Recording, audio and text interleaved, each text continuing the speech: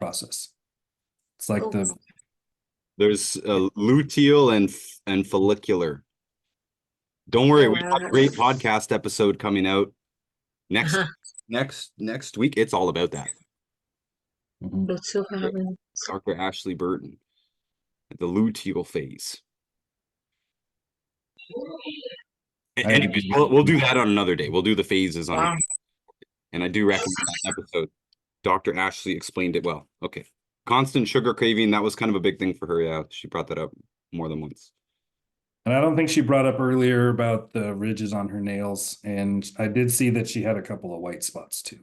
Okay. She's been taking progesterone like before she goes to sleep or something like that. Progesterone. And she said, yeah. Is That's that to not help her something that sleep? yeah. Is that the one that gives you estrogen or something? It's That's a synthetic. The opposite, right? Yeah. Progesterone's supposed to be your progestation hormone. Mm. And that one is boosted in one of these phases. I can never remember these phases. It's estrogen surges in one and progesterone surges in the other. And you get She's like a perfect example of somebody who hears a testimony on Twitter or Instagram and goes, "Oh my God, that's what I had," and then tries it. I'm like that too. I think we all do that. I'm guilty. It happens. Totally Yes. against progesterone, by the way, not at all. No. Many, I would call them reputable natural doctors, use it as well. Even pharmacist Ben Fuchs recommends it. Because elevated estrogen is such a huge problem. I don't know if you guys have seen this. I saw it. Yeah, with it was so good. She's wrong count. Oh, the lady, the weird. Those 4 hours were so worth it. It was so 4 hours. It was 4 hours long. 4 hours, no bathroom break. Oh, the weird health case, that one? No, breast thermography here, Dr. Wendy Sellens. So her whole thing, I haven't read the book yet. It's waiting for me in Texas. But her whole thing is about elevated estrogen and how certain foods, things like flax and soy and others, and certain herbs, some of them are very popular herbs, how all of them stimulate estrogen. At this point, I'm not able to refute her. I'm taking her at her word for right now. I'm going to read her book. It's a big, huge book. But yeah, very interesting if you guys are more interested in estrogen and progesterone, and she's pretty deep into this. Oh, listen. Worth it. Alicia's still not finished with the episode. Yeah, it's a long one. Don't blame you. I had to cut it also down, but I finished it the same day because I was so hooked. It was really good. Yeah, she's good. I'm impressed. We're gonna do another one soon, I believe. So yeah, anyways, progesterone's the opposite side of the coin of estrogen, and a lot of people do use progesterone to balance estrogen. So I say we can assume that she has high estrogen. And you mentioned the low sex drive as well. That's one of the common symptoms that kind of go along with this. So you get all elevated estrogens associated with like all the female problems, basically. Yeah, and low sex drive is usually low testosterone, but if the estrogen system is off, then the testosterone system is probably off as well. But a lot of people just look at the testosterone, they don't look at the elevated estrogen. So I don't think we really need to worry about that right now. My point. I don't think we need to worry about the progesterone. I would rather use melatonin to help sleep, but yeah, looks like her thyroid is big time off. Let's see. Remember, she doesn't weigh very much. Right. Said eggs with every meal. Yes, we talked her out of her egg belief. She said she loves eggs. She just got freaked out and stopped eating them recently. So she's going to go back to eggs.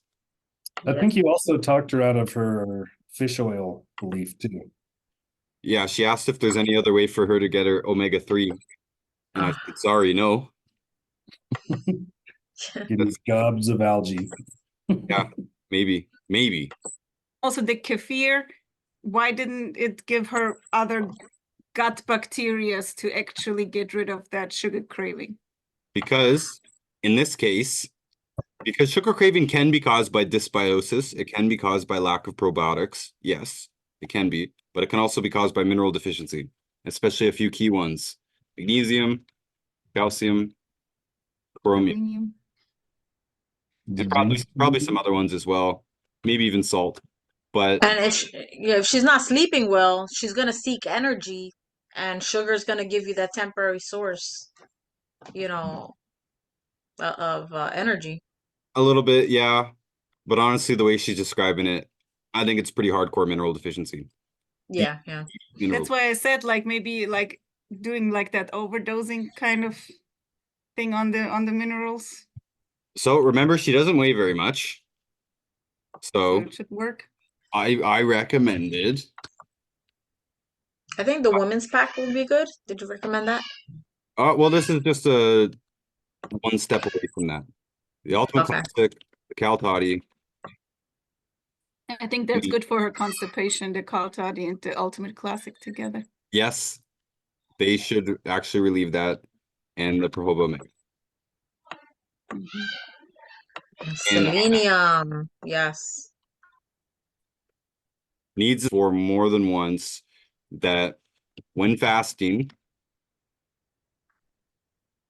felt worse and worse. So when you're fasting, your body pretty quickly, like by the second, third day, is supposed to shift into burning fat for energy, which is why a lot of people, the first day is quite hard, but on day 2, 3, 4, 5, and beyond, it can actually be quite easy. And people report feeling like high off of it. They feel light and like they don't need to eat. And they actually don't need to eat because the body's burning the fat.